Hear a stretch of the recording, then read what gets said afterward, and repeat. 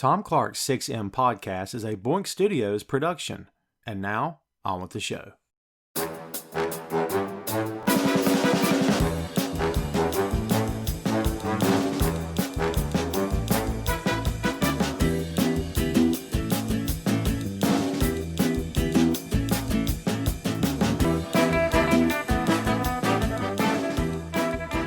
Hey, what is up? Welcome to Tom Clark's 6M podcast. I'm your host, Tom Clark, and in this episode I'm joined by co-host Mick Ramsey. From a galaxy very, very, very, very far away comes the funniest science fiction parody of all time, featuring familiar takes on beloved characters locked in a struggle of ridiculousness, entertaining audiences worldwide and becoming an instant classic that continues to get laughs over 30 years later. We're talking about Spaceballs. Spaceballs was released on June 24, 1987, and was directed by comedic great Mel Brooks, who had a string of hits including Young Frankenstein, Silent Movie, and Blazing Saddles. Spaceballs was a parody of the Star Wars franchise and also included references to Star Trek, Alien, and The Wizard of Oz. Brooks wanted the film to be as close to Star Wars as possible, but was not allowed to make any toys, which was a mandate from Star Wars creator George Lucas. Lucas felt that Brooks' action figures would too closely resemble his own, but it was actually George's company that handled Spaceballs in post-production. Lucas later told Brooks how much he loved the film. Spaceballs was the story of Juridia's Princess Vespa, who escaped an arranged wedding only to be captured by the evil Spaceballs led by President Scroob and Dark Helmet. Scroob's incompetent leadership of Planet Spaceball had led to their dangerous lack of clean air, so he forced Vespa's father, King Roland, to give him access to Juridia's atmosphere so the air could be stolen. King Roland recruits outlaws Lone Star and Barf to rescue Vespa from the Spaceballs. The pair run into heavy opposition from the villains of the film, and hilarity ensues. The Star Wars references played heavy in the film, as it was revealed that instead of the Force, the characters in the Spaceballs universe were bound by a mystical energy called the Schwartz. The Schwartz was channeled by Lone Star and Dark Helmet and Yogurt through magical rings. Although Brooks teased a sequel in the film, a follow-up to Spaceballs has not been made despite the fact that several of the cast members have publicly stated interest in the project. Though Spaceballs showed a profit at the box office, it was received with mixed reviews from critics, but the movie has become a true cult classic and a favorite of both Star Wars fans and comedy fans alike. And that's the lowdown on Spaceballs. Alright, movie time. This is pretty cool. The first time we've ever done this, actually live and in living color together in the same room. And this is commentary for one of the funniest films of all time. Mel Brooks, comedic genius. Your words. You nailed it. Spaceballs. How long has it been since you've seen this movie? It's probably been maybe 6 months. I bought it on Blu-ray, a cheap Blu-ray version at Walmart, and found it in one of those bins. I was like, that's it. It's mine. Of course. And then I took it to a friend's house who also loved the movie, and we sat down and watched it. And it never gets old. You laugh. I mean, it's a barrel of laughs. It really is. It's awesome. And when we're talking about what movie to do a commentary for, like, this is just a no-brainer. We talked about doing this as an episode, and it's like, wait a minute, the movie's like an hour and a half or something. Why don't we just do a live commentary? And that way folks can like play it back. And I don't know if you've ever checked out stuff like that before, but it's pretty cool. Tom Clark's 6M podcast is sponsored in part by Radius Law Group. Every day, Radius helps individuals, families, small businesses, and nonprofit organizations throughout North Carolina, Florida, and Pennsylvania resolve their legal issues by providing effective legal counsel in the areas of estate planning, as well as elder law and Medicaid. Radius Law holds the radical belief that working with a lawyer can indeed be enjoyable. So give them a call at 1-800-519-5667 for more information, and tell them that Tom Clark's 6M podcast sent you. We're going to hit you with some stuff along the way as we go here, a little bit of insight on our part, and we hope you enjoy it. So if you want to time this thing with actually watching the movie, we're watching this on Netflix, okay? But if you're watching it on DVD or Blu-ray like Greg does or whatever you got, basically you want it to be before the lion roars, before the MGM lion roars. So get it to that point before he roars. Have your screen black, okay? You need a black screen at this point. Don't have the lion on your screen yet. So have the screen black. It's before the lion pops up and roars for 3 times, okay? So if you get to that point, go ahead and synchronize your digital media or your physical disc. Again, whatever you got, it'll work, man. And we're going to do this. Greg, are you ready? I am ready. Awesome. It's much too early. Prepare to fast forward. You'll see that later in case you haven't seen the film. It's in the movie, you know. All right, that's it. So let's do this. We're going to count down from 500. All right. Okay, that seems a bit lofty. Maybe that's a bit. I'll take a nap. Okay. Yeah. Have some dinner. We'll be done shortly. Counting down from 3, 2, 1. Are you ready? Here we go, folks. On the count, wait a minute. Is it 3, 2, 1 and then hit play, or is it 3, 2, hit play on 1? 3, 2, 1, then hit play. All right, sounds good. Let's do 3, 2, 1 and then hit play. Are you ready? 3, 2, 1, hit play.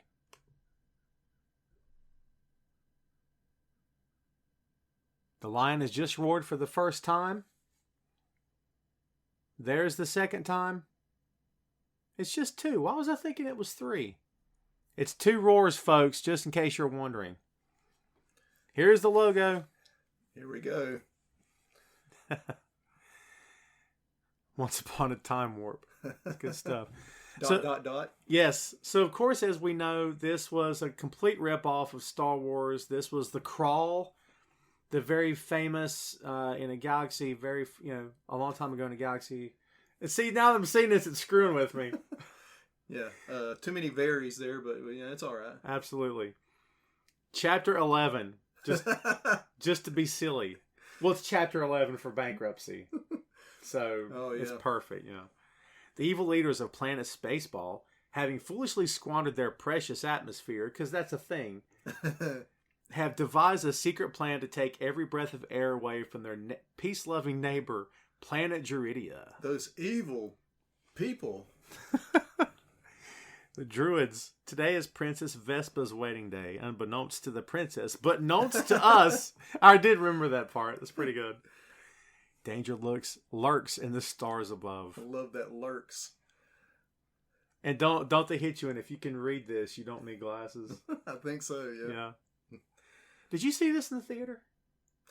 I don't think I did. No. I don't think I did either. Honestly, I think I actually saw this when it came to. I think VHS is when I saw it. I think I saw it on TV when it aired on TV. Really? There it is. Yeah. You can read this. Thank goodness.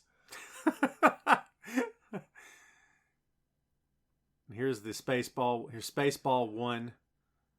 Okay, I can remember the first time I saw this scene. I was like, okay, there's the ship. You know, it's still there. Wow, this is one big ship. It's like the Energizer Bunny. Just keeps on going, man. Well, one thing you can say, they certainly seem to have their ship together. Exactly. I'm sorry. My apologies. That was pretty bad. So.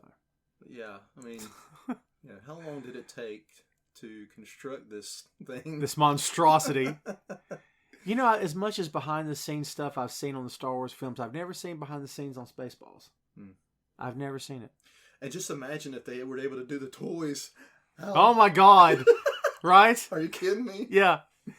They got a Spaceball on the back of a flatbed truck. Yeah. Because it does it. I don't know at what point I was like, okay, what? Are we going to have any more of the movie besides the ship? Oh my God. Why would you need a planet Spaceball? Everyone could just live on the ship. Yeah. You know what I mean?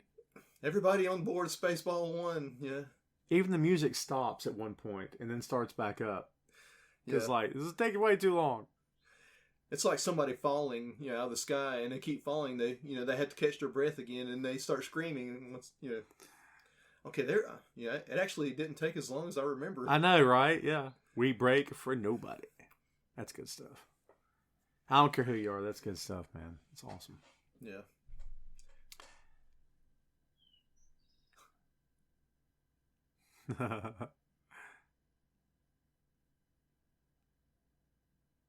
So, Planet Druidia is in sight, sir.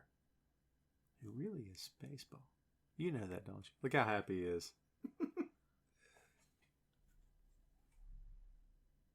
He gives him that look like, oh God. Yeah. You can actually see him gulp. Yes. What do you mean you notified him? What? Like, I didn't tell you to do that. Yeah, without saying it, he very much said it.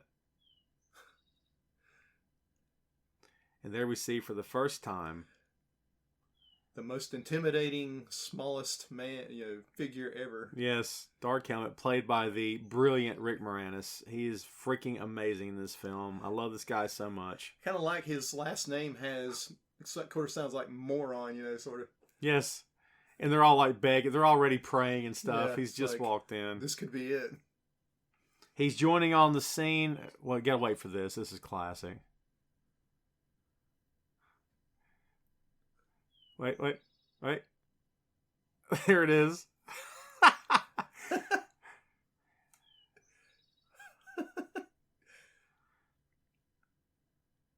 It's great stuff. And of course, George Weiner as Colonel Sanders. He's so good. He's so funny in this role. Perfect. What? You went over my helmet? More to the side. And of course, he has to pull out the ring. Yeah. He's sneering at him right now. Yes. Wait. No, please. Then he has to pull the mask down first. Oh, no. And of course he does. Of course he does. They don't explain why it doesn't hurt his hands. Yeah. Right? Yeah, I never thought about that. Yeah, because he puts his hands down there.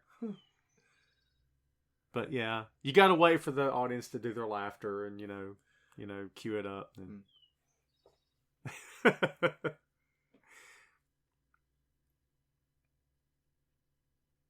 Oh. Never mind.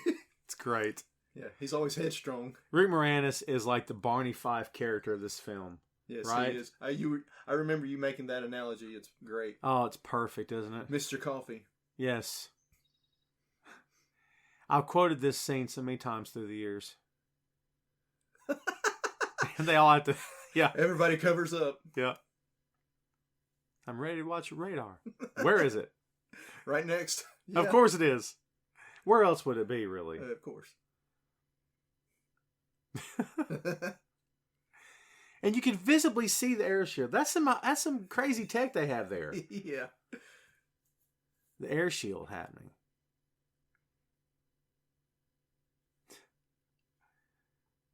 I love this. Yes, I covered up, just in case. They break the fourth wall through this film so many times. It's crazy. It's going to be a short honeymoon. He's laughing. Yeah. Uh-oh. Got a little smudge on the camera there. Of course, he spit right onto the camera. It's great stuff. It's too hot. We get our first close-up glimpse of Planet Druidia. First intergalactic temporal reformed of the Druids. The royal reigning of Princess Vesta, Prince Valium. Tomorrow, bingo. Thank goodness for bingo, right? Oh, of course. There's the great Dick Van Patten. Yes. Oh. He was great in this role. Yes. Daphne Zuniga, I think. Joan Rivers as the voice of Dot. Of course, this is the C-3PO archetype for this film. I found it funny. Dang, that's your left foot. Your right foot. Too late. I found it interesting they did not have an R2-D2 archetype in this film. I've never thought about that. Yeah, now that you mention that, I wonder why. I've never gotten word why they didn't. And boy, the priest, the Catholic priest. Oh, he's so good, isn't he? Yeah, he's a little cranky at times. All right, I'm going to give you the short version. That'll come later in the film, folks.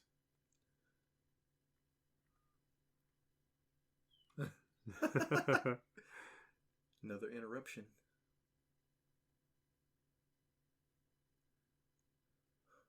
Oh, Prince Valium. Hey, that's me right there. I'm yawning all the time. Of course, yes.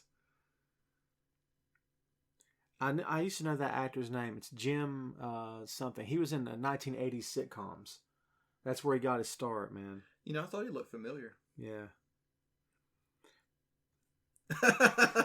And down the ramp and out the door. The priest is played by Ronnie Graham. And actually, he was one of the main writers of the film. How you like that? I did not know that. Wow. Nice little nugget. Yes. Yeah. Jim J. Bullock played Prince Valium. There's my 1980s brain kicking in, kids. How you like that? Well, short wedding there. Yes. No honeymoon. Nope. It was an arranged marriage, kids, if you haven't figured this out yet. And, of course, Daddy bought her that car, I'm sure. Yeah. Even in the future, they still had arranged marriages. How about that? This is still a cool scene to me. Yeah. Bon Jovi. Cranking out the John Bon Jovi, man. And Barf, rocking it. Yes. Eagle 5. Hero for Hire. It's good stuff. In the Winnebago. Cool Winnebago. Yes. With wings and everything. Yeah. I love Uranus. Of course. What else would it say? We get our first look in this film of the late, great John Candy. Barf with the Chucks on. Of course. You got to be rocking the Chucks, man. It's the only way to go. And there's the tail that has a mind of its own. Yes. Sorry, sweetheart. It's got a mind of its own. I can't do a thing with it. I love John Candy so much. I wish John Candy were still with us, man. He was so great. That was a tragedy. Well, I'm going to be honest with you, man. Candy lived hard and fast, just like Farley did. And, man, he knew what was coming at the end, and he was okay with it. And I'm like, God, he was so young. I mean, how old was John Candy when he passed away? You know what I mean? Yeah, it's just disappointing for the fans, He was 44 years old. He wasn't even 44. He was 43 years old when he passed away. Wow, younger than we are right now. We've already outlived John Candy. Isn't that crazy? He's got dog bones. He looks like he's getting ready to barf. Of course he does.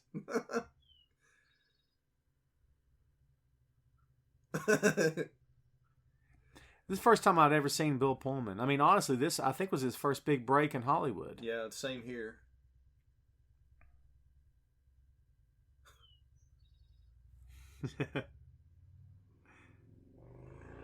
Yeah, a little nervous tension here. Absolutely. Awkward. You can hear the sound effects of the neighborhood, folks. It's good stuff, I'm sure. Oh, the disgusting Pizza the Hut. Yes, played by the one and only Dom DeLuise. And hey, yeah, we're gonna have pizza later on, so how appropriate. Absolutely.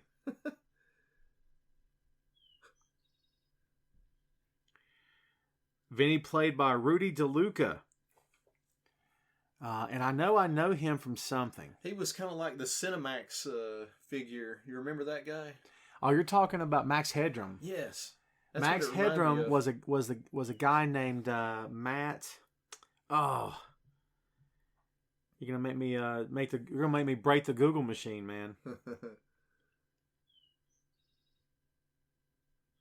To the payee. So here you have Lone Star as kind of like a combination of Luke Skywalker and Han Solo. Yes. Yes. Max Headroom played by Matt Frewer. I just forgot the guy's last name. He's gonna send out for you. You. Oh, that's a good one. Yeah. Yeah. Now, of course, this is the Jabba the Hutt character of the film. I'm sorry, I think Pizza the Hutt's pretty good. So it doesn't sound so great, but he's yeah. Dom DeLuise is awesome, isn't he? Yeah. Oh yeah, great. Princess Vespa. That's funny. They actually opened the shield. The shield opened up for her. Yeah. The force field, that is. Yeah. And it's like a physical shield, like with a real door, like a legitimate, Yeah. Like a physical door. It's not like a clear energy shield. It's almost like a sunroof. They had to somehow build this and put it around the planet. Crazy. Of course, we see the hair, which is not hair. Yeah, it's just the headphones. It's headphones. That's good stuff. The Princess Leia bun.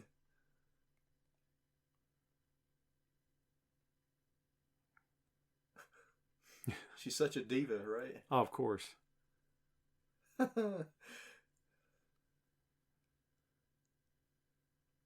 Everything's round on Spaceballs City, of course. Have you? I hadn't really thought about that till you mentioned it, but yeah, it totally is. The first look we have at the director, the man himself, Mr. Mel Brooks, just fantastic. And funny. God, he's so funny. He's still funny, man. Yeah, he's a genius. He is. Love that mustache.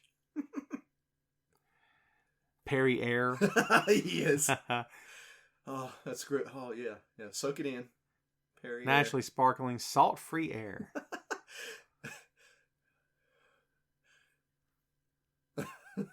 She comes up at the most awkward times. Of course. She does it later in the movie, too.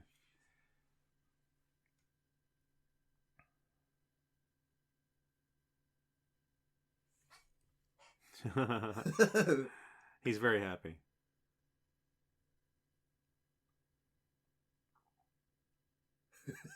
Star Trek. Of course.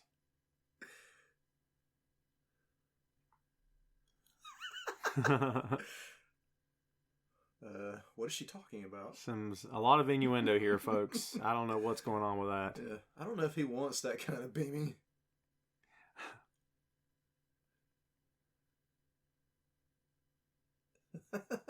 Snotty's wearing like a beret. Yeah, he's Scottish. Right? And of course we see the screw-ups of this. Yeah, his head's on backwards.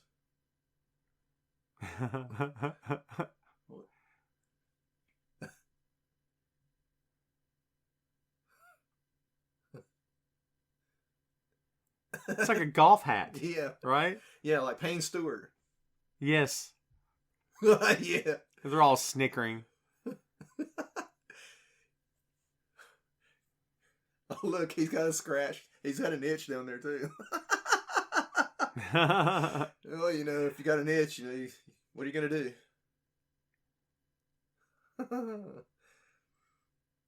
Okay, get it right this time, Scott. Snotty or, Dark Helmet might I know, right? have something to say. See the hesitation? Yes. It's like she waited for her cue to talk. You know what I mean? This time I'm going to walk. Why didn't he just walk to begin with? Right? Yeah, it's so overdone. I know, right? I love that salute. President Screw. Oh, the twins. Nice. Of course, you can't chew tell your them gum. Yeah. Double mint, right? Yes, yes. He has fun with the double mint twins later in the film, actually. Double the pleasure. Yes. I love that. The ancient, archaic radar there. Absolutely. But you know, it's high tech. I mean, it's 1987. Yeah, you gotta at that remember time that. it was... So, yeah.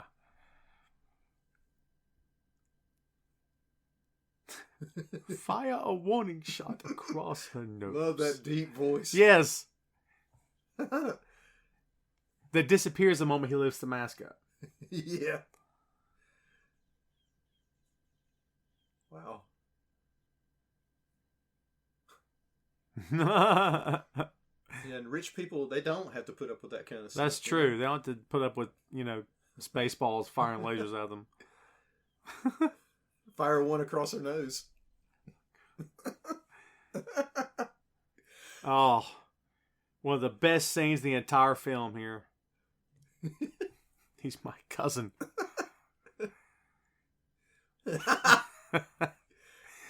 That is his name, sir. And his cousin? Of course.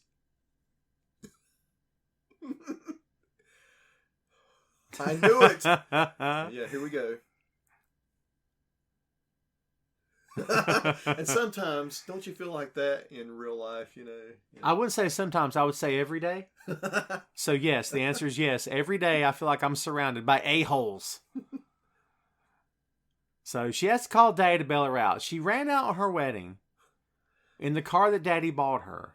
And now she's calling Daddy for help. Oh, wow. Little Miss Princess Vespa. And apparently, Lone Star had a website. How else would King Roland know to contact him? Yeah. He went in the yellow pages under, Space Cowboy and found Lone Star. Anything? They look at each other. Of course. $1,000,000 space bucks.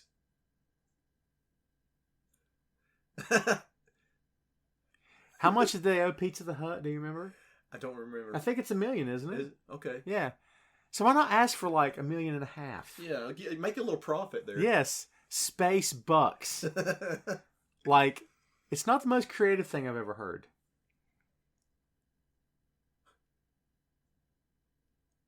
He's rambling now. Yeah.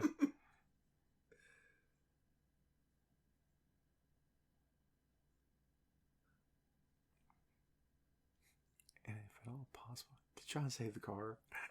That's great. Yeah. And you know,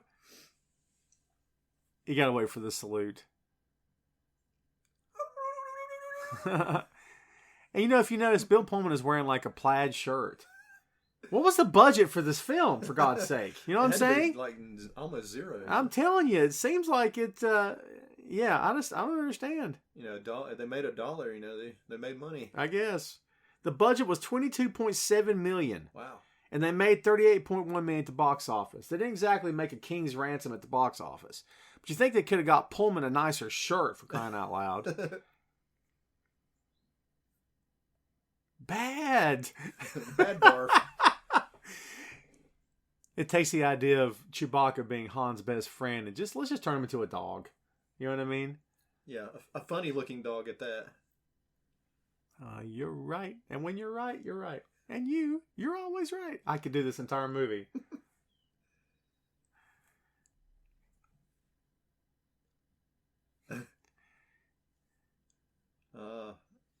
And of course, if they jam the radar, there's only one way to do it, folks. Jamming the radar. Yes. Wonder what kind of jam they use. They say in the film, don't they? Do they? Yes.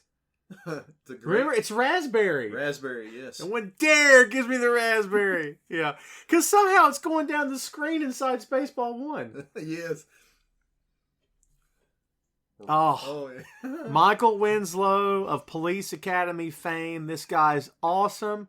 You ever heard him do Jimi Hendrix's electric guitar with his mouth? No. The guy is a genius. He's so good. He's so funny, so talented. I love this guy, man. He's great. Yeah, I mean, he's unbelievable. Look at Helmet. It's like, what? This crap. It's great. Yeah, probably, we're right here. Now, what is it? He's still talking through yeah.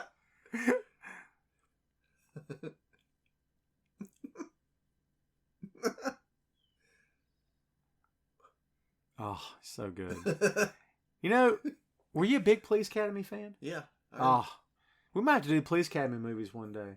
Okay. No one will listen because it's a very niche audience. Basically, you had to have grown up in the 80s to appreciate it. This looks like cheap blood in a horror right? movie coming down on the screen.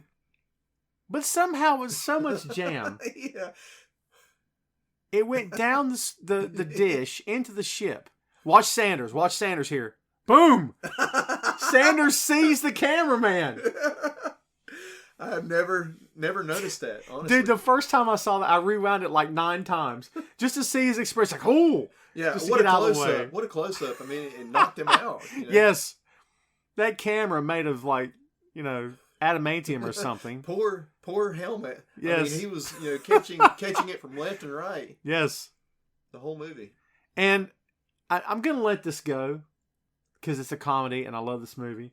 But how exactly is Barf breathing in space? Again, just suspend your disbelief, I guess, right? Wait for it. I always have to say it like you're going to barf. Exactly. You can't just say barf. What's your partner saying? His name's Barf. It has to be Barf. Don't you wish you could be your own best friend sometimes? Like, you know, this is the part of the commentary where you're thinking, I might should have said this at the beginning. But if I'm being honest, when I first heard about this movie in 87, I'm thinking, why do I need this? Like, Star Wars Episode 4 was released in 78. 77. 77. 77? 77. 77, yes. Yes. So, when I heard about this, I thought, do we really need this movie? But then when I saw it, I was like, okay, I love it.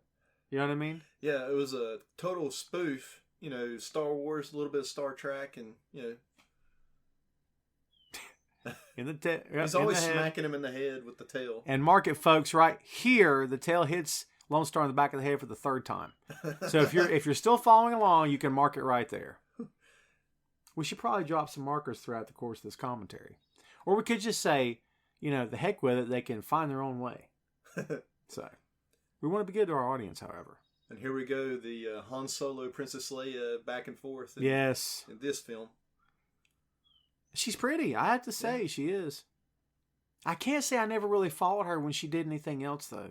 Bill Pullman went on to do Independence Day, and would you call Independence Day the thing he's most known for at this point, maybe? Yeah. He's still doing his thing, right? But he played the president in that film. He did. Since Spaceballs, I guess you would have to say that was, his next big thing. Yeah, his breakout role. Yeah.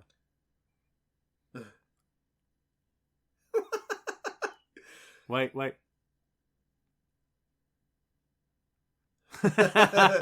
Yeah. Oh, wow. Listen, man. I don't know where you're listening to this commentary, where you are in the world right now, but you got to understand, we're in North Carolina, and in the South, the whole Jewish thing is not really part of our vocabulary. It's not that. It's not like we have something against. It's nothing negative.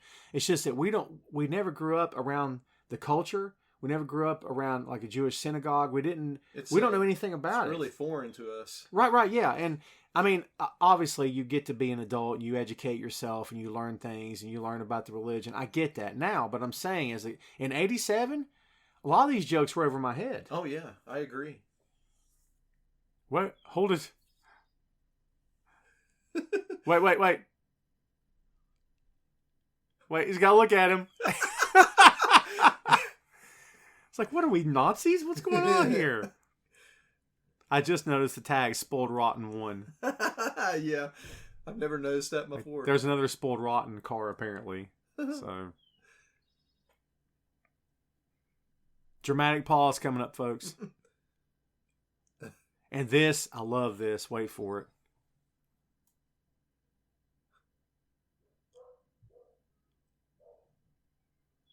They are automatically, they go to cover up. Yes. Winnebago, Lone Star. He knew him. Yeah. Oh, there he goes again. It wasn't so much when the troops dropped their weapons. It was the way he goes, she's not in there. Just something about that. Yeah, like a little, angry kid. Yes. He's like, if this were an actual honest-to-God animated series like a cartoon, I think they tried their hand at that at one point. They did. I've actually got it on DVD. Do you really? Yes. I got to check that out. It was hilarious. Did they draw him as like being this big, like really short, really tiny? Yeah. Because they totally should have. Yeah, and of course the helmet's big. Of course. Yeah.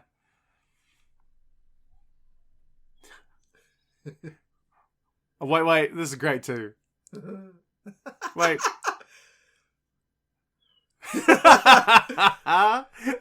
What happened? Where are they? Again, he's pitching a fit. Yes. He's a first-class hissy pitcher, folks. I'm telling you. It's like, who had heard of ludicrous speed at this point? The dreaded ludicrous speed. And I'm impressed it took them that long to make the Colonel Sanders chicken joke. Yeah. Right? They could have made it any time, but they did it there. Cancel the 3-ring circus. I remember that. Petty excuse for an officer. Petty officer. Of course. Wait.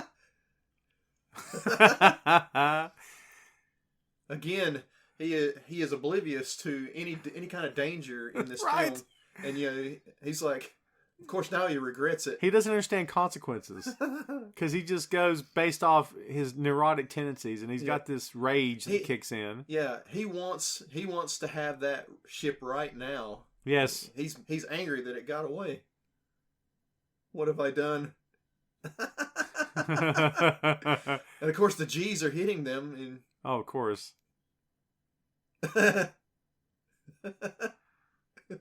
Look at the colors. Isn't that great? There we go. It's like an old Atari game or something. Yeah. Oh, wait. They've gone plaid. That's great.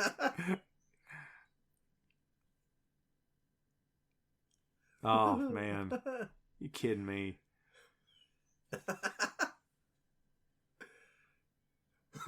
First he tells him we can't do this. Then he wants to stop and says we can't stop. Yeah, make up your mind, Helen. Yeah, right. And of course he hits the full brake, the full stop. Yeah, you asked for it. Emergency stop. Never use. That's great. Wait for it.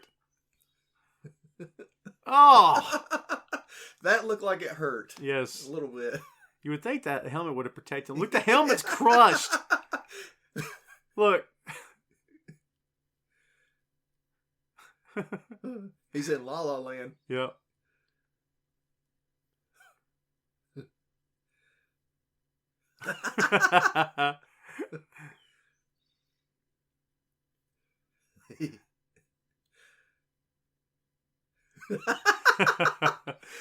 Face flop.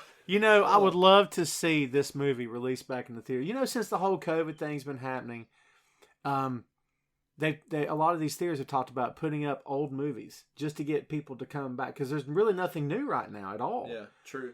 And they've already talked about certain films they're going to put back in the theaters for a limited time. Spaceballs should be one of those. Oh, films. Definitely. I mean, I think actually a Mel Brooks marathon. Shut up! I love it. I love it. Spaceballs, Blazing Saddles, Young Frankenstein, done. Yeah. Are you kidding me? So, all right. So you start with Young Frankenstein, go to Spaceballs, and you finish them up with Blazing Saddles. Sounds good. Perfect. We might just have to do that here. Screw it. Pop popcorn in the whole night. See what that thing can do here. Winnebago. And where are they crash landing? This is what happens when you talk a lot during a movie, folks. That's why you don't talk during a movie. What's wrong with you people? Of course, it's looks like Luke's home planet.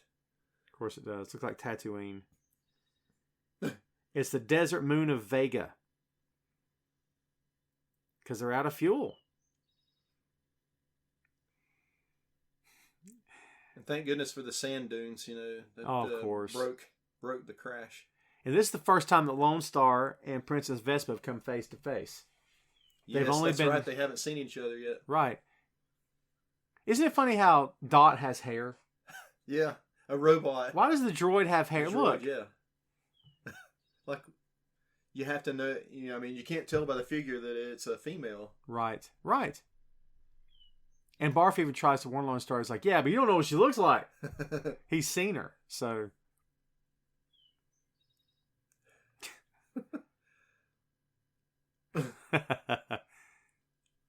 Well. Yep. She's kind of hot there. I mean, wait a minute. No.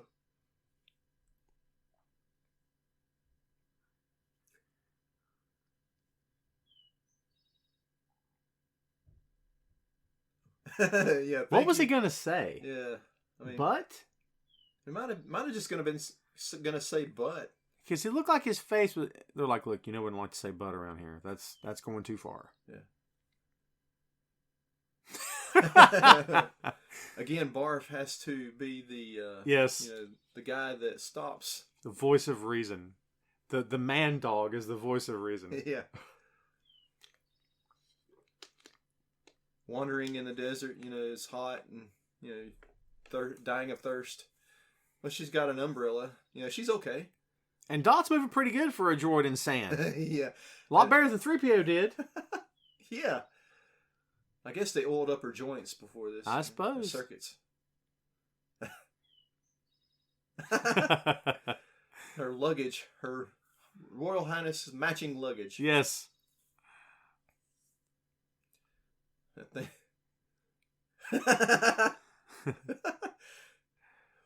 Oh, I forgot about the industrial strength hairdryer.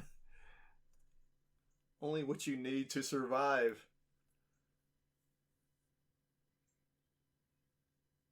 That's funny.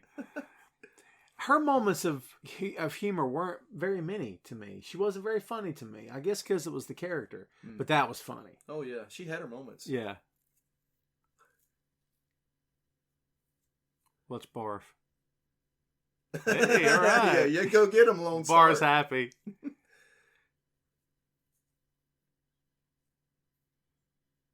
She's screaming at the sky now, like, what's the joke? Old man shakes fist at the rain. Yes. It's kind of the same thing, right? Yeah. What are you going to do for her? And suddenly Barf steps in as the voice of reason again. He was happy the Lone Star was getting her. It's almost like Barf can't stand the language or something, Right, like it's like a dog. It's like a dog that doesn't like confrontation. That's like, it. It's my dog, man. He doesn't, when things get loud, he just, I don't like this. Yeah, you just nailed it. That's funny. Probably had nothing to do with Look at that thing, man. It's huge and they're small. I know, right? Yeah. How would you plug that in, by the way? Yeah, I mean, it's great. He's sipping the coffee through the mask now. And you got to give time for the gags to play out.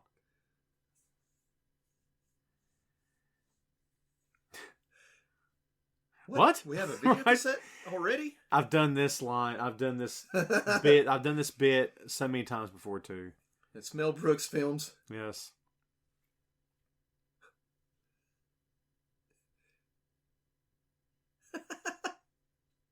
That has to be a great moment in the theater when you're watching this in '87, right? Yeah. Again, Helmet is he's out of the loop. He doesn't know what's going on. Nah. Punch it up. It's that easy with a VHS. You have the FBI one. Fair to fast forward. Fast forward.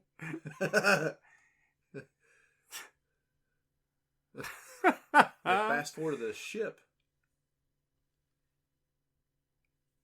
What? This is great right here. Yeah. Just the way he's selling it. Yes. It's great stuff. In fact, never play it again. Yeah. Oh. The eyes. Yes. And of course, it's perfect. Yeah, they're there. Wait a minute. This is what's happening right now. Like a mirror. Yeah. We've never mentioned the tie. Yes, I know. Why didn't we mention the tie? I love the tie. Yeah. It's like, who's on first now? That little who's on first joke. Yes. Go back and watch Abbott and Costello. That thing still holds up. It is still hilarious. I watched it a couple weeks ago for the first time in years.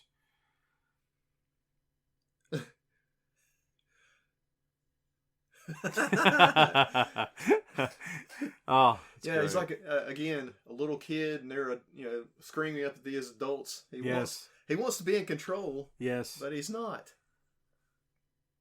Yeah, he's threatened. He has to wield this power and try to be something more than what he is, because he's got the Napoleon complex because he's short and everything. That's it, Napoleon complex. That's great.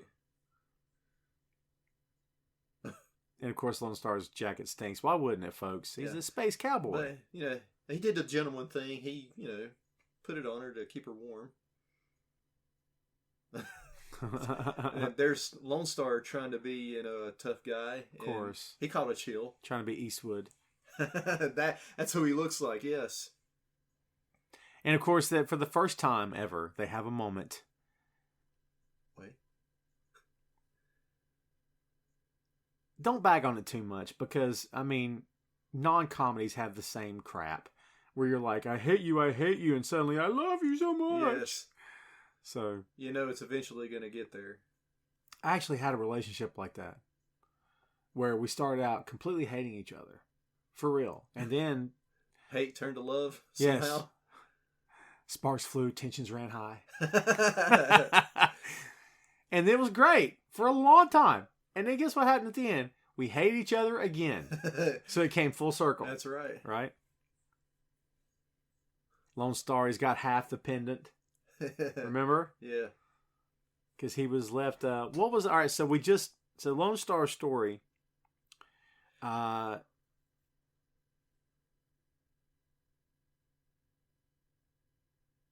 And why are we going to marry him? Princesses are supposed to marry princes.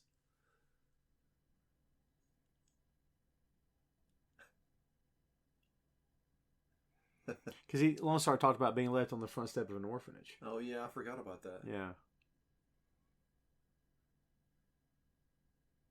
Well, she's having a moment of clarity now. Yes, absolutely.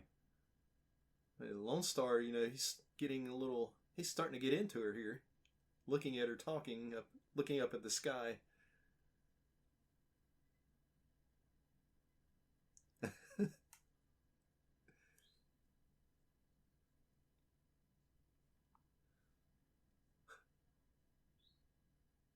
Well, he's really trying to talk her into everything, isn't he? Of course he is. Yeah.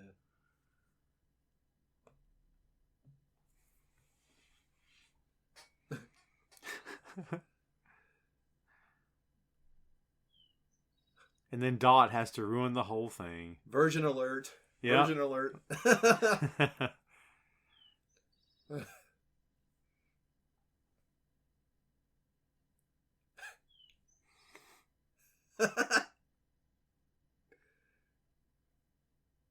Yes, so Princess Vespa, folks, is not wise in the ways of the man. She was almost deflowered. Yes.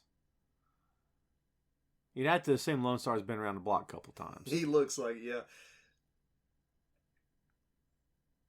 We're going to break the fourth wall again.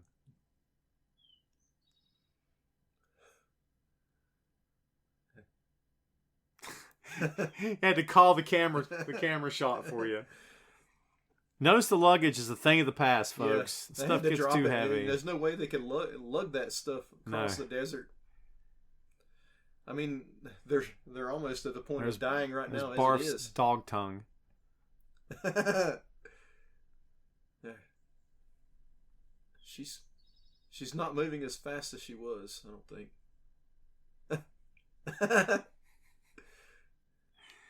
I mean, once again we see the sun. I imagine it's pretty hot. Yeah, and just the sound effect there, that sounds like it's hot. Yes.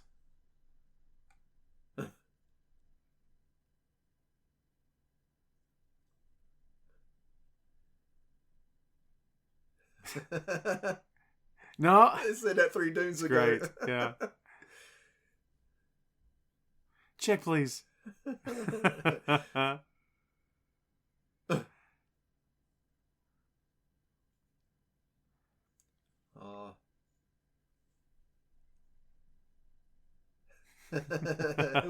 Who am I kidding? Ouch. Wow. That looked like, man. And guess what's approaching? Spaceball 1. We can't do the thing. It'll be another 20-minute shot.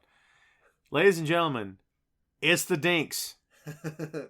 Not to be confused with the Jawas, which are their Star Wars counterpart. They look like the Jawas, but they're not. We can see their faces. I love that line. They look like the Jawas, but they're not. That's good, actually. We can see these actors' faces. It's something different.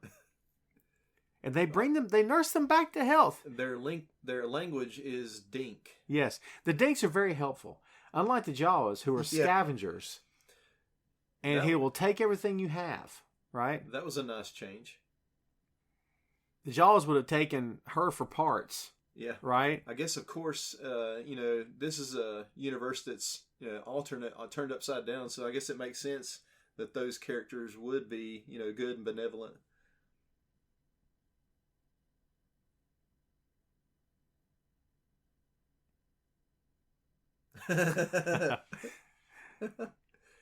And of course they're singing again. Yeah, I mean, now they've got a pep in their step. I didn't see that coming, when the whole Dink thing happened, but it's funny. Yeah, Wizard of Oz. Yes.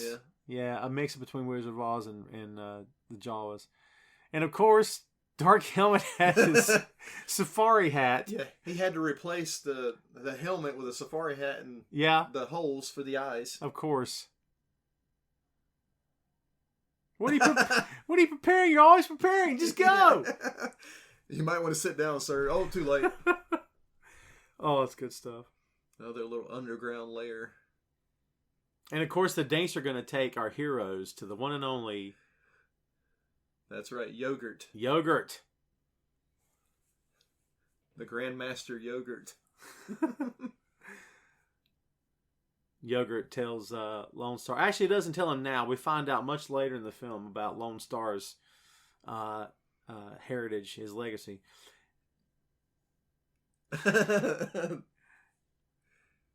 And so here we get an obvious Wizard of Oz reference from out of nowhere. We got the Tin Man, we got the Cowardly Lion, we got Dorothy, and we got Scarecrow. Yeah, perfect. And they're going to see the Oz. Yeah, they're going to see the wizard. Yeah. I think we woke it up. I love that line.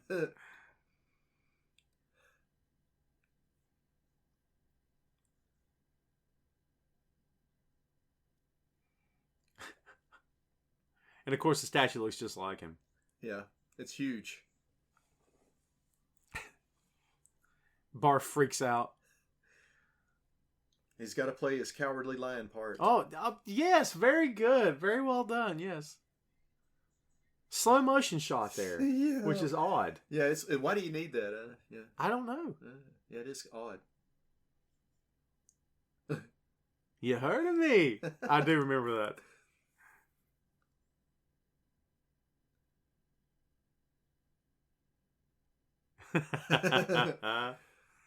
It's a lot less intimidating now. Yes.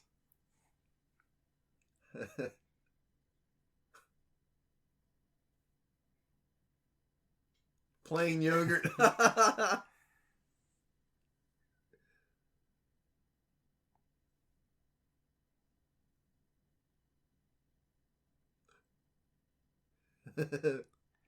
It's the first time we get an honest-to-God Star Wars reference. Yes. Like, spoken. It's an S ring, for God's sake. And what's the backstory between Yogurt and Dark Helmet? Why does Dark Helmet have the shorts? Yeah, I know. He's got the bad side. And Yogurt's got the good side. Yeah. And so, like, is there like a Plankton and Mr. Krabs history with these guys where they're actually friends and then one turn on the other? Yeah, I wonder. Yeah.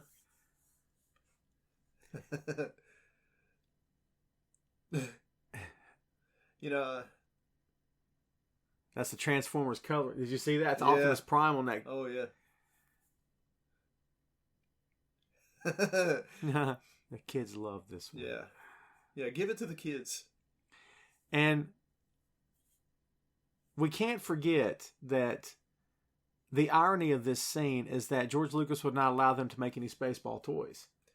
I know why. I mean... Well, because he said that they were too closely resemble his own action figures. I disagree. I do too. That would have been so awesome. Spaceballs the sheet. Yeah. With Doublemint twins again, folks. It's like Kiss. They put their name on everything. Yes. Yeah, Spaceballs.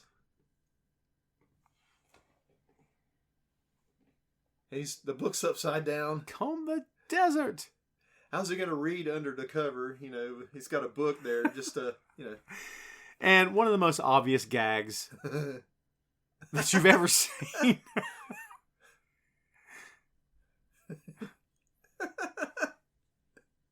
And then he puts the microphone down to do this. Yeah. Oh, yeah. Oh. Aren't those guys hot in those suits too? I know, right?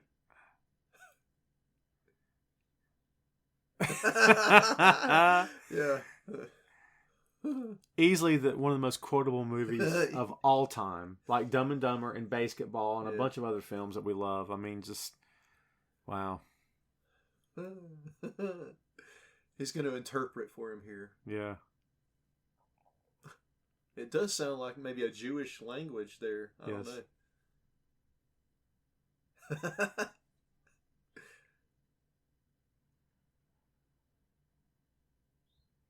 Why was I thinking it was a half of a pendant? It was just a pendant.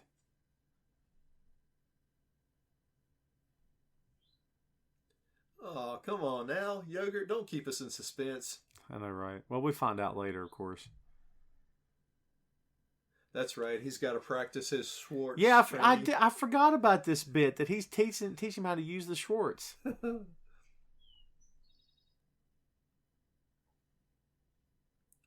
I love that accent he's doing there. It's of course. Great.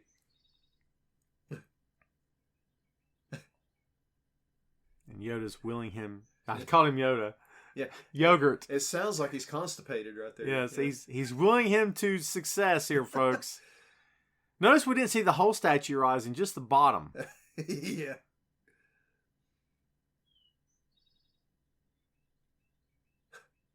It's like the greatest thing. Oh, wait a minute. Oh no. Barf's foot.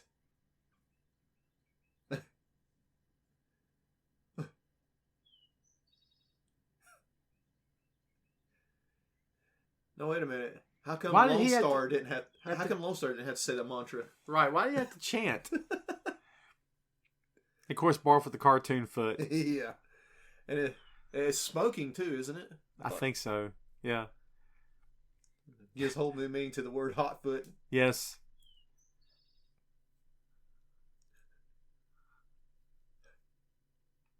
This is like when Vader felt the presence of Obi-Wan. Watch Sanders. Yeah, he's got to cover up just in case.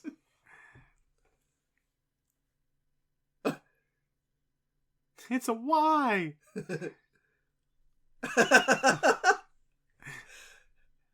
Of course he knew. I actually like yogurt with strawberries. You know, right, I don't know what the problem is there. I think black cherry is my least favorite yogurt. There's something about black cherry that's not good to me.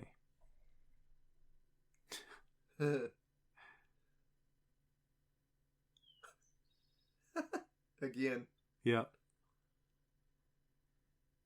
Notice Colonel Sanders has a blaster. I never noticed Colonel Sanders has a blaster on his belt. Yeah. It's interesting. And the expression on his face, you know, he was trying to be interested there when Dark Helmet, was talking about, drawing Princess Vespa out. Of course. Of course, we get the voice of Dick Van Patten, but as we all will find out very soon, this is actually not King Roland. Yeah, that's part of the plan. So we saw Mel Brooks in 2 different roles in this film. He only had the 2, didn't he? I think so, yeah. He was President Scroob and he was Yogurt, and I think that's all he did. It's not unlike him to put himself in his own movies. And think about that. It's like the Emperor and Yoda, the 2, opposites there. So why wouldn't he play this? I guess you would consider Scroob the emperor of this universe. I guess so, right? So he played the 2 opposites of the evil and the good. Right. Supervision. And she faints. She faints. Why does she faint? I fooled you. It's great.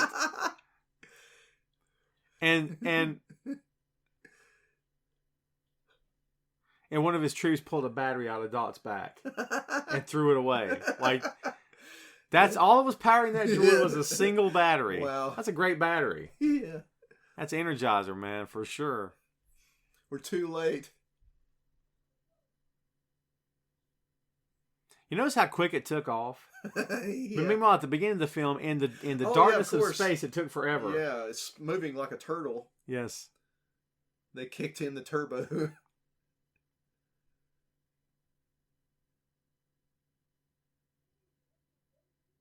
Like one hell of a fortune cookie.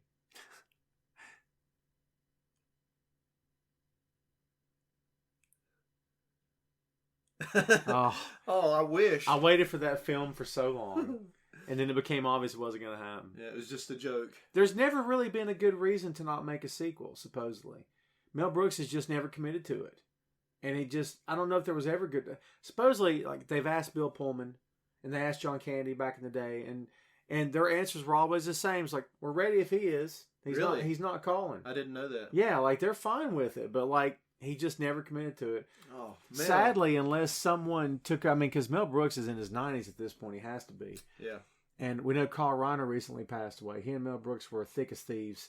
And another comedic genius, Carl Reiner, of course. But the clock's, when I say the clock's ticking, I don't mean that literally. I just mean in terms of getting something done. The more time passes, the more far removed you are from the original movie. Right.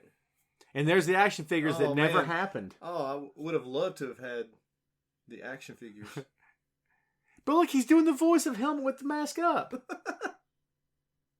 See? Oh, yeah, he contradicted himself there. Yes. Big boy. Yeah.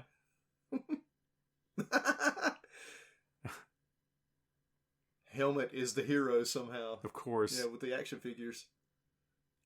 Here we go. What you were talking about with hate turns to love. Of course. Yet, I find you strangely attractive. And you know it.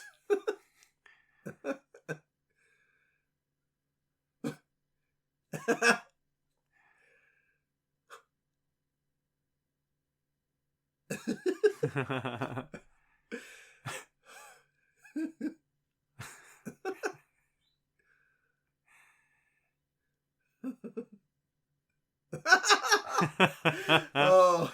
Knock on my door! I didn't see you playing with your dolls again. And they took the top of the Capitol building and put Yes. I've never noticed that. Spaceballs, the toilet paper. Wipe it with this. I'll put it to you this way. Spaceballs was all about branding before it was the thing. They were. Right? This is an unlisted wall. Why do you have a wall right there if you don't want them to bother you? Right. Why would you have a telephone wall? Or like a you know what I mean? Don't you want some privacy in there? Oh. Yeah, you see the smile. You got to think President Scrooge's like a very powerful man. Most powerful man in the entire universe, you would assume. Had to be. Yeah. Why doesn't he just, if she's obviously hitting on him. Of course. Right? Just take her. That sounds terrible. It's not very 2020. Just take her. What's you worried about asking her on a date for? No, but you're right. Like in the course of this movie, he's the most powerful guy ever. That's his character.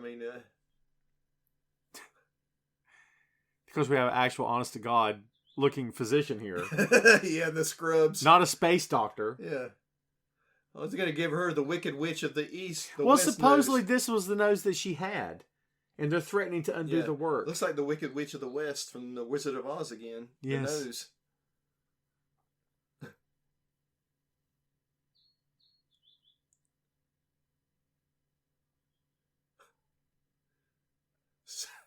Dr. Schlocken. God, he's got like, look at that. Cleavers. He's really going to butcher her. I do like the doctor's nurse, however. Yeah, nice. I'm just saying. Yeah. She doesn't hurt the eyes.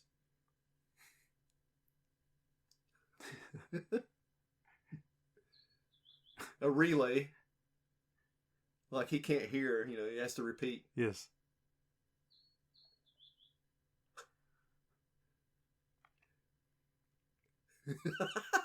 Yes. Again. Again, he breaks. Wait. Dude, try the whole movie. Yeah. We're in the dark now. So we'll put it back on. This darn remote.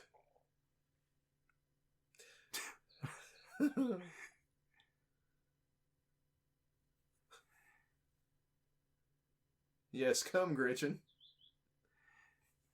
The way he turned around and said, Schlocken! It's great. Here we...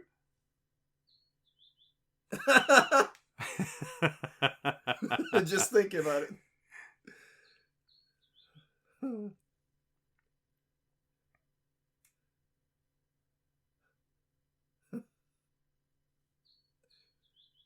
That's amazing.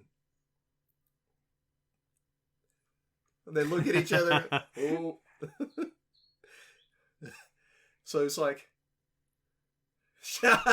right? Oh, he got caught. I love the little gags that are just thrown in for the heck of it. Oh yeah, that have nothing to do with the scene, but the door closing on him is perfect. You know what I mean? Yeah, his helmet's so big. It just can't get through. It didn't mean anything to the story at all, but it just boom, it closed on him. Oh, and of course they have to say, they have to let you know it's Spaceballs prison complex. Of course. And look at the fat guard. Wait for it. Yeah. The sound of their blasters is pretty cool, I have to say. Oh yeah. And the pads on their yeah, On their buttocks, for God's sake. I hadn't noticed that, or hadn't thought to talk about it. Yeah, it's like the prison ball. See that? It actually says prison ball. Prison ball. And isn't it convenient how one of the guards was big? Yeah, so it would fit Barf. Of course. And Barf's tail is hanging out of the suit. Yeah, I mean, it's not obvious or anything. No, it'll be fine. Wait for it. Nah. Just your imagination. Yeah. Of course, this is absolutely mimicking the scene where Han and Luke rescue Princess Leia. Yes. She's a base. That's right. Yeah, that's the line. She's down on her luck. Yes.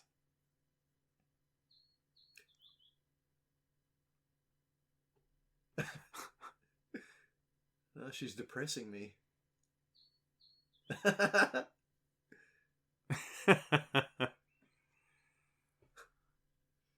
see the size of that key? Wow. That's great. Yeah. Oh, man. It's us. Wait a minute. I thought he took the battery out. I mean, I guess they gave it back. Yeah, I mean, why would you? Why would you give the battery back? I mean, what did you think was going to happen that you had to take the battery out? Did you think she knew Kung Fu or something? Yeah. Or like she had some kind of crazy droid powers or lasers? And you wouldn't think they would be sympathetic. This is the Empire, the evil Empire. Yeah, the Spaceball Empire. They just call them the Spaceballs. They never call them like a group name or something. He's got to tell you that they beat the crap out of him. Yeah. Great, man. Talk about flat out telling you the scene as it happened. As if you missed it. And man, when these guys get blasted, they get thrown back. Yeah. I mean, if you step out, you're dead. Look at these lasers. I know, right? How's Barf out of ammo? These blasters have a limit to the amount of lasers they have? Yeah, I mean, it's a laser. And now we go with another cartoon gag here, kids. Bugs Bunny. Yep. Perfect. It looks like PVC pipe, doesn't it? It is. I'll bet it is. They must have spent that budget on paying the actors. Because on the actual sets, it's pretty bad. Yeah. This way out. I never noticed the sign that said this way out.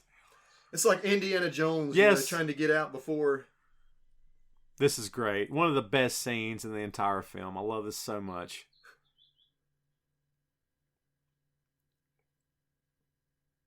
Oh, well. You think you've got them. Turn around, please. Pity. What? It's the bearded lady. Whoa. That's the ugliest Princess Vespa I've ever seen. That's Ned Ryerson from Groundhog Day, remember? Oh, yeah. Hey, Phil. Ned Ryerson. The stunt doubles. It's great. It's so good. Yeah. Like, of course, the stunt double for Princess Vespa had a freaking Hitler mustache. Yeah. Smoking a cigar. Yes. Here we go, another laser fight. I'll give you this. We talked earlier about Vespa. This is pretty good. Oh, yeah. This is pretty good. This is Rambo. She gets upset because he shot her hair. And look. She's a crack shot. Yeah. Why didn't she have a gun? Rambo. That's she's good.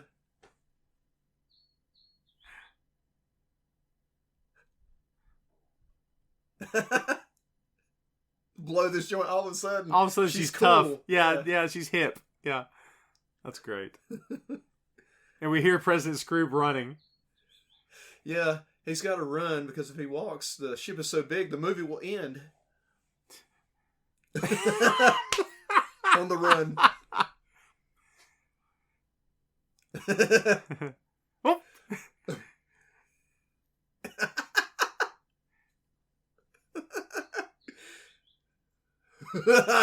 He's got to do it. Yeah. Of course he had to do it. Yeah. I've used that line. I used it at work one time in one of the stores over the years. I came all the way from like the back to the front, and I started jogging, and they're like, "What are you doing?" I was like, He said, I have to run. If I walk, my shift will be over. Yeah, the ship's so big, the movie will end. And no one knew what I was talking about. And I'm like, man. You people suck, right? Yeah.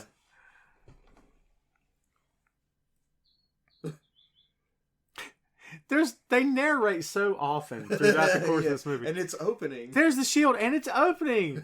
Like a comic book or something. Hey, there's the guy that stole our uniforms and beat the crap out of us, too. It's like an old comic book. That's yes. how, the bubbles. Yes, they tell you everything.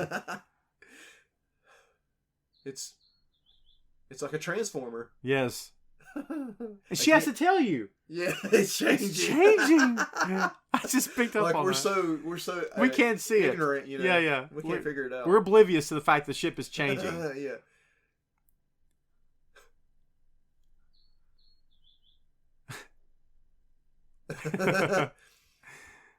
That's another thing they could have marketed. The Meteor Maid as a transformer. Yes. Oh, just imagine the deal that could have been. Well, Transformers was more of a serious franchise. Of course, the Statue of Liberty, the head. Because that plays into the movie later. Yeah. Obviously, right. on the beach. Yeah. So, yeah. Perfect touch. Nice touch. And she's got a vacuum cleaner. A giant vacuum cleaner. I mean, how else? Yeah. And so Barf has to tell you. So that's how they're going to get the air out. As if you didn't know. As if you were maybe wondering if they were going to use the vacuum cleaner. Look at the soldier in the white with his hands on his legs. What is he doing? Metamorphosis. Complete. You see the drums. You don't just hear it. You see the guy playing the drums. President Scream is very impressed. Remarkable. Vacuum. You suck. And why would there be a... Okay, all right. Yeah. Hold on. There's a reverse so they can put it on Planet Spaceball. Yeah. Okay, yeah, you're right. But otherwise, you would say, why is there this reverse on here? Yeah, I never thought about that so they could, blow the air back into their planet. Yes. Yeah. It makes sense. Yeah. By the way, how do you squander your atmosphere? This coming from the guy that lives on the planet where the ozone layer is depleting at a remarkable rate and the ice caps are melting. Yeah. Okay? So, but still, how do we squandered our... I don't know. It's crazy. Mean, we are that wasteful. How were we that wasteful? By breathing. Yeah. We really take advantage of this breathing thing. We've really done it way too much. And then, of course, you have corporate greed, sucking up all the air to themselves. Yes.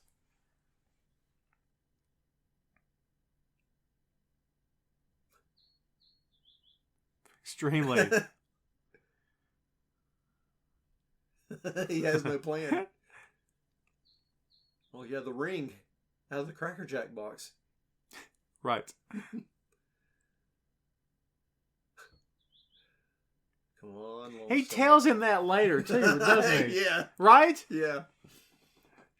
Look at that bag, man. How can you get any more in there? Right. It's going to explode. Right. Wait a minute.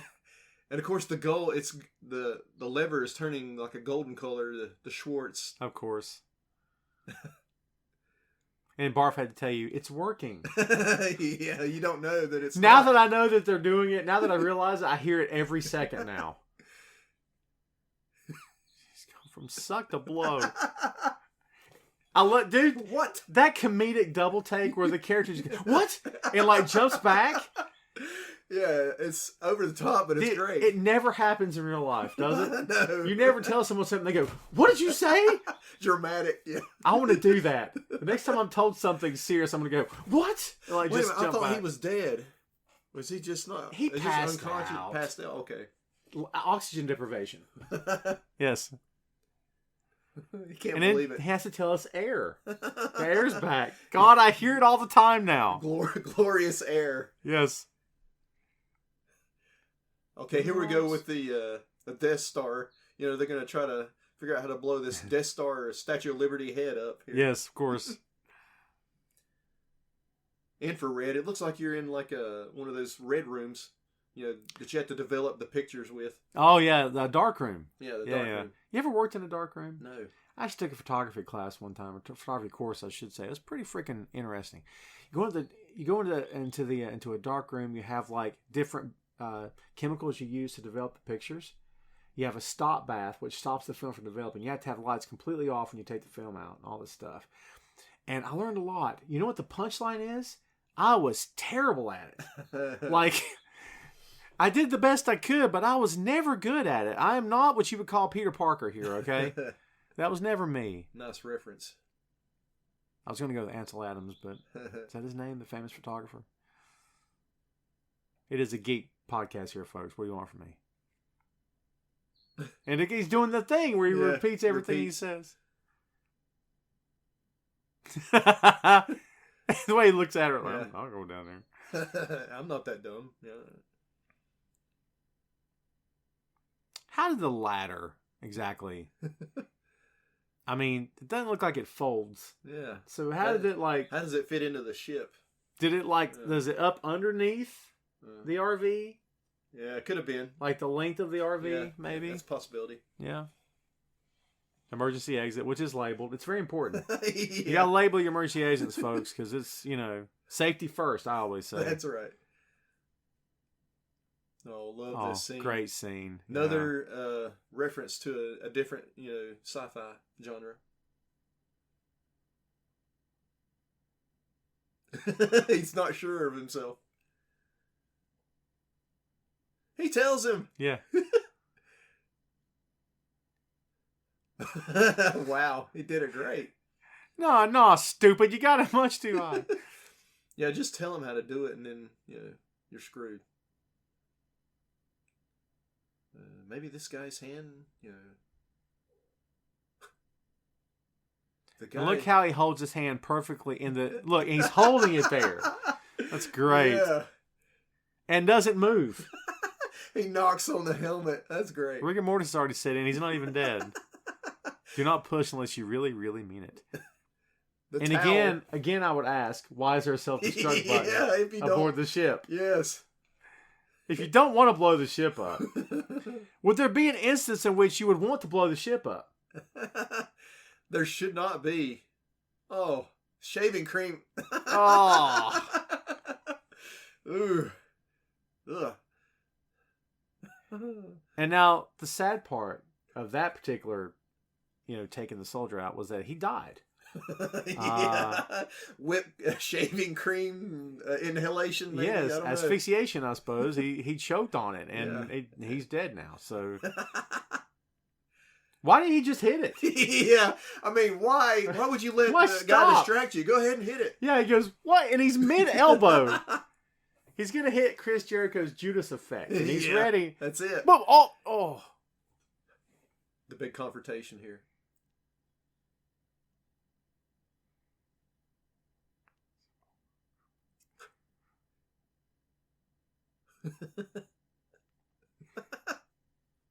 As if you didn't know. Right. They used that in the trailer for the film, I believe. They always threw that in. Oh, and look how they hold it. Yes, of course. Look at the Schwartz. They have to look down at him. Yeah. Well, you handle it. It's great. And then you thought, well, wait a minute. Are they going to pick him up? Are they going to just sit there with him? And they're holding their hands together. Yeah. Like they're actually holding like lightsaber blades or the hilts, right? Yes. Oh, there goes the cameraman. Kills the cameraman. It's great. He blames it on Lone Star. And the way Lone Star says, "What?" Yeah, he's upset, man. Yeah. Coming up is a faux pas in the film, and I don't know if it's intentional. In the editing process, they must have realized what they did, but no one tried to fix it. No one took it out. You'll see it when it gets here. The Schwartz is tangled. Yes. I hate when I get it twisted. Okay, now they're working together. Yes. Even though they're trying to kill each other. I'm glad we got that fixed now. Communicate or cooperation. It's like they're pointing guns at each other now. Yeah. Oh, this is great. Yeah, I love that. Oh. You can't phase the helmet. What is it made of? Right. Oh. Once again, he got too cocky. Wait. Oh, it's great. When he goes, oh, that's great. Once again, Dark Helmet got too cocky right there. Of course he did. There it is. I love that.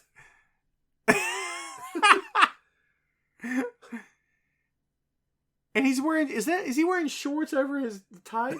Yes, he is, I think.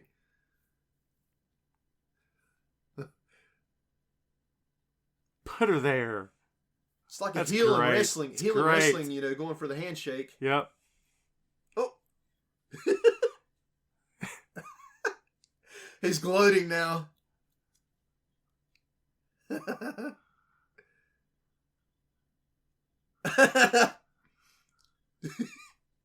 Wait for it. Here it comes. Ready? Look. Stuntman. Oh, yeah. Why would they leave that in? I know, right? He's dumb. A very powerful lesson there for Lone Star. That's right, kids. Pay attention. That's a valuable life lesson, as you said. Yes. But again, I ask you, why leave the stuntman in?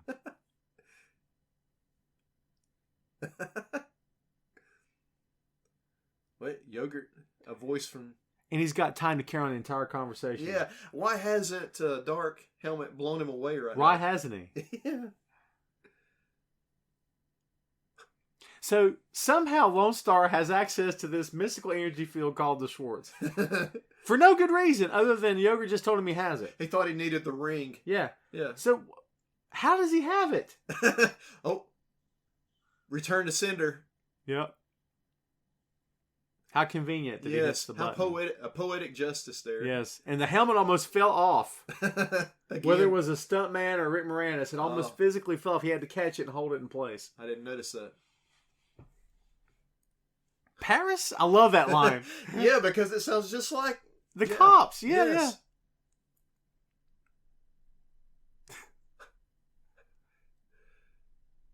Yeah. Why is it irreversible? Like my Did you not plan for this contingency? Right.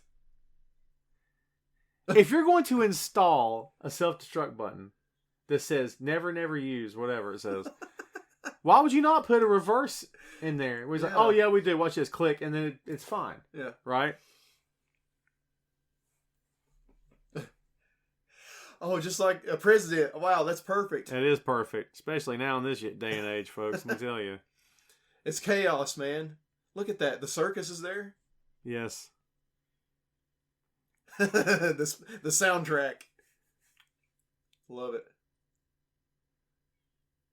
You hear that keyboard, the 80s keyboard. Oh, absolutely. There goes the ladder. Yeah, it was up underneath the ship, looks like. Or the Winnebago, sorry. Wow. They caught some G's there. Oh, classic 80s, like you said, 80s pop music. Pizza to go.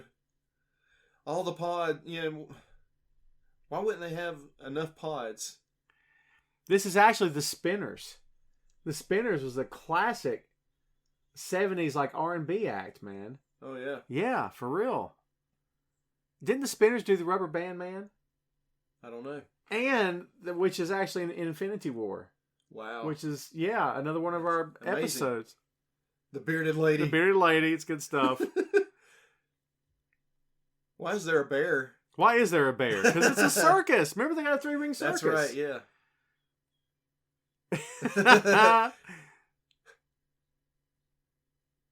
It is the Spinners. Yeah, cool. President Scrooge thinking of everybody else but himself. Of course. Yeah, he's trying to... It actually sounds like it's trying to click. Yeah. And of course the bear has to wave. See you guys later.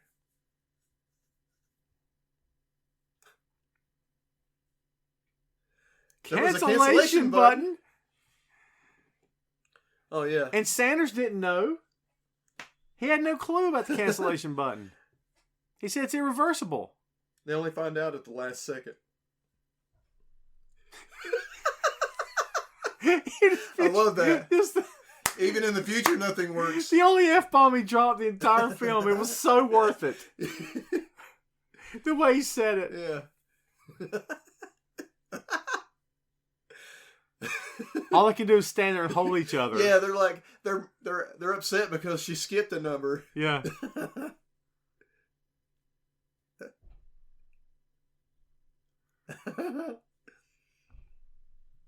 Let's wait for the explosion, kids.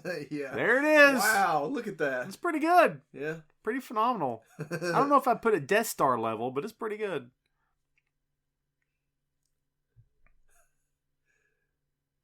Oh, almost. I think you can hug at this point. Yeah, go ahead.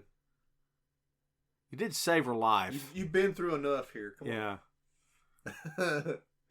Yeah, and of course they're screaming the whole way. Of course they are. Like a Bugs Bunny cartoon. Yeah. There's that valuable air shield, kids. We still know how they built it. That's some space tech right there. Ahead of its time.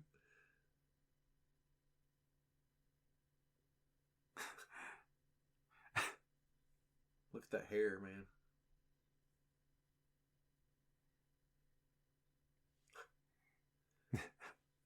Look at the stretched limo. Yeah.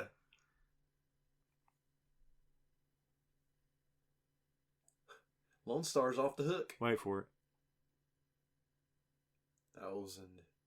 I love it. Pongo's review, and it was just Pongo, and he looks and goes, Pongo. It's great.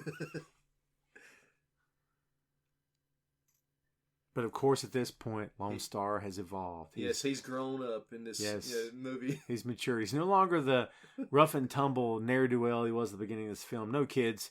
He's matured to the point of understanding what true love is, and he wants to let go of his outlaw ways and become a man for the first time. Only an hour and 20 minutes. So. Yes. It's an amazing amount of time to discover who you really are.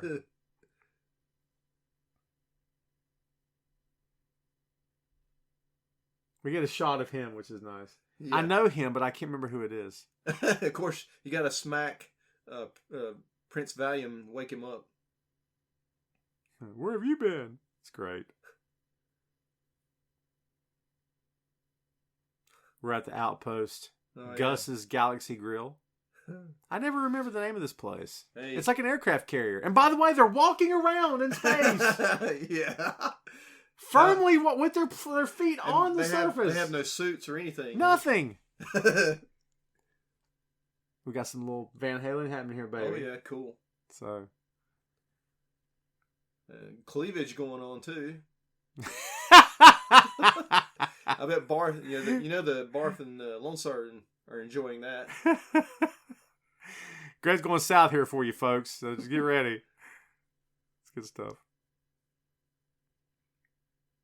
That's right. The tail scene's coming up, isn't it? Yes.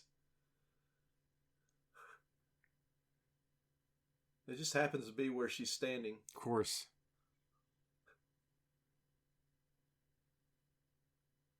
Sweetheart. Little man humor there. And of course, again, Lone Star's changed. And here comes the Alien reference. Absolutely.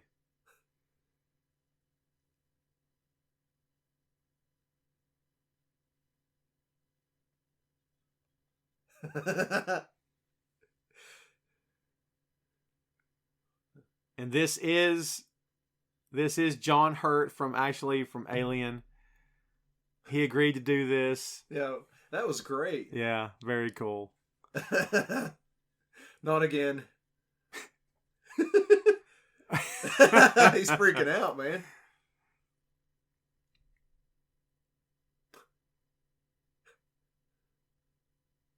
The waitress is like, wasn't even fazed by it. She's like Flo from Mel's Diner. Right. Not again. Oh, it's great. Watch this thing jump out. Yes.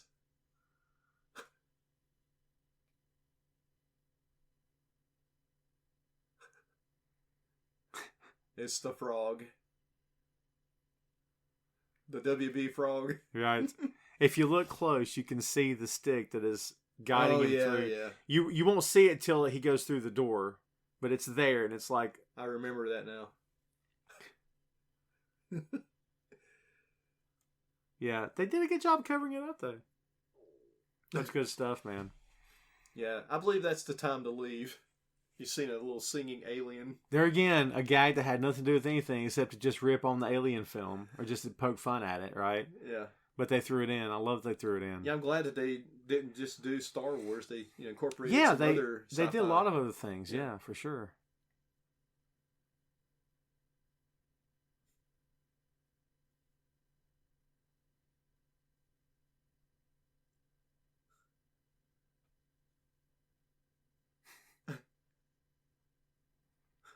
She was wrong about him. Right.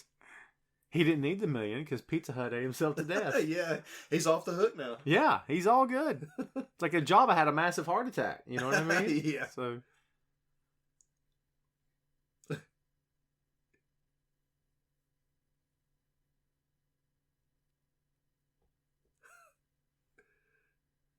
Yeah, that's going to fill him up. A fortune cookie. These guys are really broke, I think is what the theme here of this. They should have taken the $1 million. Yes.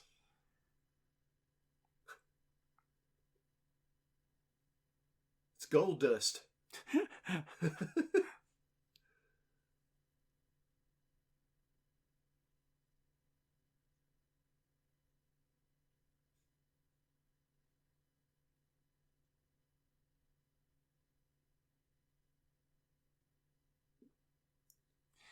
But from what planet? Hey, and what happened to his parents? I mean, did they just abandon him, or at an orphanage? Yeah, knowing that he's the rightful heir to the throne. And see, we could have got the answers to all these questions and a lot more in Spaceballs 2: The Search for More Money. I know, and it never happened. So what would you do with the sequel? You would do the Wicked Witch again, of course, right? So what would you do? Would you have Lone Star and Princess Vespa's kid, I suppose, as a teenager, a bratty teenager? Yeah. Liquid Schwartz. Yeah. What else are they gonna think of? I don't know. Look how the tank lit up. Yeah, it's powerful stuff. Yeah.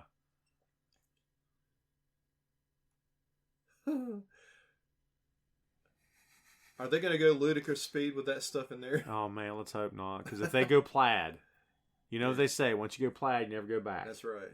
So. This is the obligatory Planet of the Apes reference here, folks, if you've never seen it. Oh, yeah, the Planet of the Apes. Yeah. Love it. Screaming the whole way. Of course, they're still screaming. What an impact, man.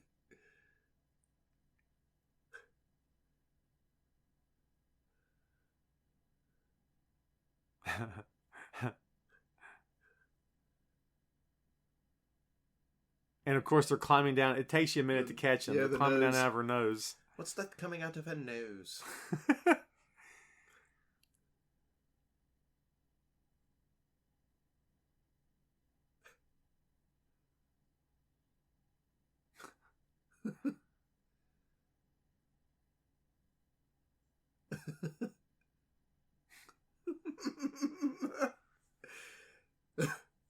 And so in the sequel, we'd see how they took over the planet. Yeah. Or they tried to, right? Yep. Again? It's great. The angry Catholic priest. Yes. Yeah, you can see he's not happy. He's not happy at all, right?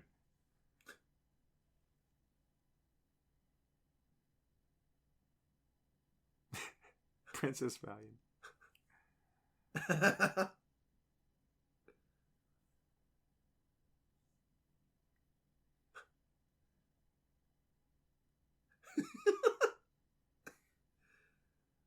Sorry.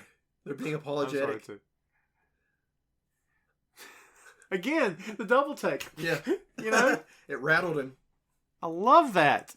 We don't do that enough. Old Hollywood does it a lot. The old black and white films and stuff and TV, they do that a lot. Now we see the heroes returning. So Lone Star can claim his bride.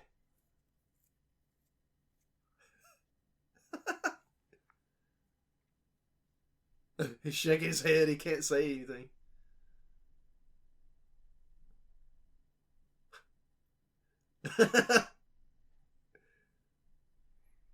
And somehow... Where did he get the duds? He looks like Elvis. I was going to say Michael Jackson, but I mean, Elvis works too. Yeah. Yeah.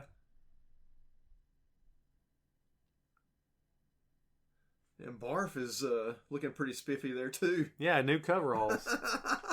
Suddenly his hair's perfect. Yeah. Everything's awesome.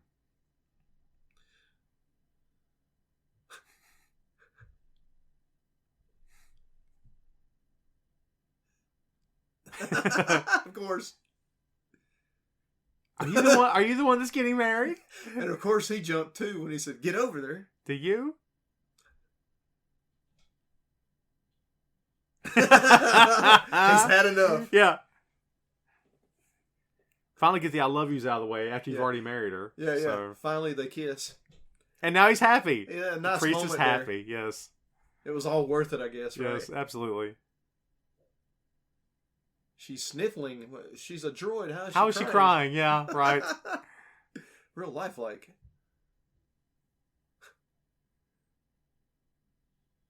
Just married. I guess she compromised there. She didn't like the Winnebago, of course. But... And we leave with "May the Schwartz be with you." Good stuff, baby. Oh, my face hurts from smiling this whole time. Yes. Wow. Oh, yeah. Oh, so, all right, we got to get the scene of the cast. Yeah. Mel Brooks, of course, the great Mel Brooks. The late, great John Candy. I still miss him. Rick Moranis, the one and only. Love that guy. Perfect for Dark Helmet. Bill Pullman, Mr. President. Glad to see you. Mm-hmm. Daphne Zuniga? Zuniga? That we'll go with Zuniga. Yeah. Dick Van Patten. 8 is enough, baby. Yeah. Hey, interesting story about that show. Mm-hmm. I had a bowl haircut like the little kid. Are Nicholas. You serious? Yes, when I was a kid. That's how my mom cut my hair. Oh my God. And we would always go to a grocery store in Morganton. I think it was Harris Teeter before they closed that store. Right. And there was one day I was in there. I would ride in the buggy, of course. And this little black girl was telling her mom, she's like, "Look, Mom, it's Nicholas." She thought that I was Nicholas from the show 8 is Enough. That's hilarious. I was like, man, I didn't know what. I was like, man, I'm like famous. I could have gone up and said, "You want an autograph or something?" Oh man, well, dude, this was fun. Oh yeah, absolutely. Was this cool or what? No doubt. I mean, Spaceballs. How can you not enjoy that and have fun with it? Lorraine Yarnell is Dot Matrix. That must have been the person in the suit. Yeah. Well, there you have it, folks. There is Spaceballs. That is one of the funniest movies of all time. I can still consider it to be that.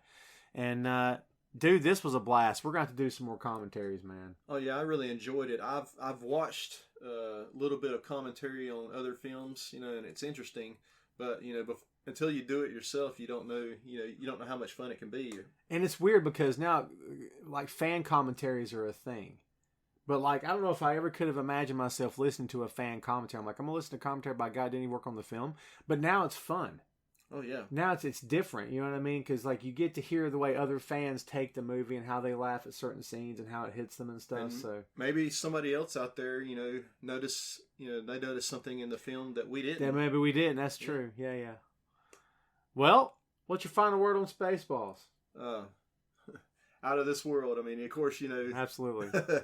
I really enjoyed doing this the first time doing a commentary, and I wouldn't mind doing it again. Absolutely, man. Yeah, we'll be back with another one, folks. Stay tuned for that. That'll be fun. So, yeah, I guess for me, as I said before, man, one of the funniest movies I've ever seen, no doubt about it. It's still a classic. It'll always be a classic. I'm still a huge Mel Brooks fan, always will be. So, yeah, man, great times, great movie. If you haven't watched it, well, now you just have. And if you haven't, you got to save this episode. go watch this thing on Netflix, however you choose to watch it, and listen to this as your commentary. And hopefully you won't be disappointed. So there you go, folks. And that is Spaceballs, the commentary.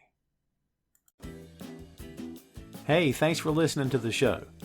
Check out our social media on Twitter, Facebook, and Instagram at 6M Podcast. We'll see you next time.